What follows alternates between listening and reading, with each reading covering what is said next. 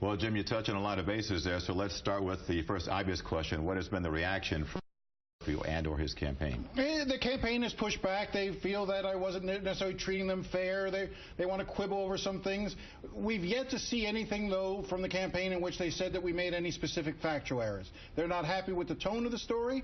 They dispute some of the findings, but at the end of the day, there's nothing for us to correct, and we haven't issued any corrections to date. Why would he want to portray himself as a small business owner when, in fact, he wasn't? Look, let's go back. So you have to sort of go back in time a little bit to understand this. You know, Patrick Murphy would have been about 29 years old in 2011, or 28, 29 years old, and he was running for Congress. He wanted to run for the seat being currently held by Allen West. If you remember Allen West, he was the Tea Party darling who was, you know, Republican firebrand. Murphy didn't like the fact that he was in Congress. He was upset with the Gulf War. He was upset with a number of things. So he said he decided to run. Now, he was only a CPA for 8 months and had only worked at Deloitte & Touche as an audit assistant for 2 years, and he had only spent a few months in the Gulf.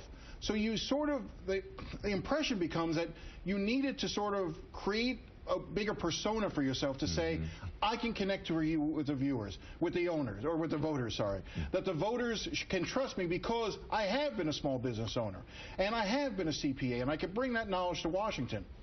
The question is, how much was he truly a CPA and a small business owner? And we're finding not very much. Didn't he win a very close election against West, and wasn't there a recount involved there? He did. You know, it was a very close election. You know, again, really that election turned out more to be a referendum on Allen West than it was about Patrick Murphy. Yeah.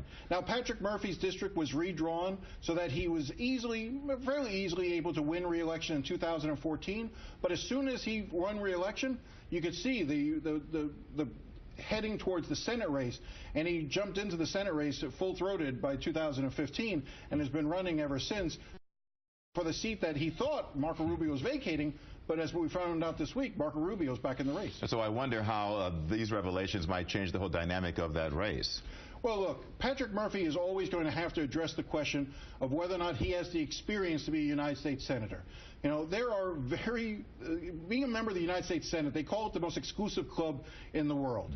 100 members to it. They have so much power in terms of Supreme Court decisions and passing laws and being really the adult body of the two chambers of Congress. So you have to portray yourself as being someone worthy of that position. The questions are going to come up now. Does Patrick Murphy have the gravitas, the experience, to really join that club?